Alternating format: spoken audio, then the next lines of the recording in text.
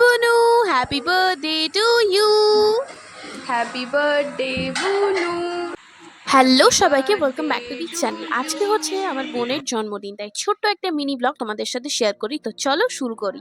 দিনটা ছিল 21 মে, আর বুনু জানতো না যে ওর জন্য আমরা কেক সারপ্রাইজ প্ল্যান করেছি। নর্মালি আমরা গিয়েছিলাম খাওয়া দাওয়া করার জন্য, কিন্তু হ্যাঁ, দিদি আমাকে এখনো বার্থডে গিফটটাই দেয়নি। আরে বুনু, কেন টেনশন করছিস? তোকে তো বার্থডে গিফট দিয়ে দেবো রে, একটু ওয়েট করে যা। আপাতত কেকটা কাট না। হ্যাঁ, এখনো গিফটটা তো পেলাম না, তাই কেকটাই কেটে নি। আরে রাগ কেন করছিস? তোর তো কেকটা খুব পছন্দ হয়েছিল, বল।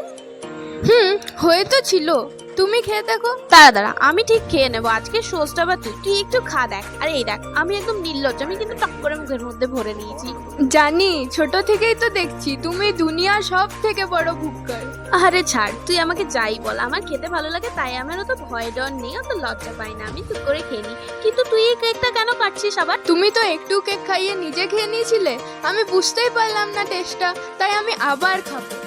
সে নয়, তুই খা, আমি বরং এই চকো চিপসটা খেয়ে নি। আর এই দেখ বুনু, দেখতে না দেখতেই চলে এসছে আমাদের ওই খাবারের ভিডিওটা। ও, ভিডিওটা দেখে তো আমার আবার খিদে পেয়ে গেল। এই দাঁড়া, আগে একটু মেনুর খাবারগুলো বলে দি। তুই যেন নিয়েছিলিস গার্লিক নান আর চিলি চিকেন, তাই না? হ্যাঁ, আর আমি নিয়েছিলাম ফ্রাইড রাইস আর পনির। কিন্তু একটা কথা বলতো, সব সময় তুই এত নান খেতে কেন পছন্দ করিস রে? ও, ওটা তুমি বুঝবে না, তুমি বরং নিজের খাবারে ফোকাস করো।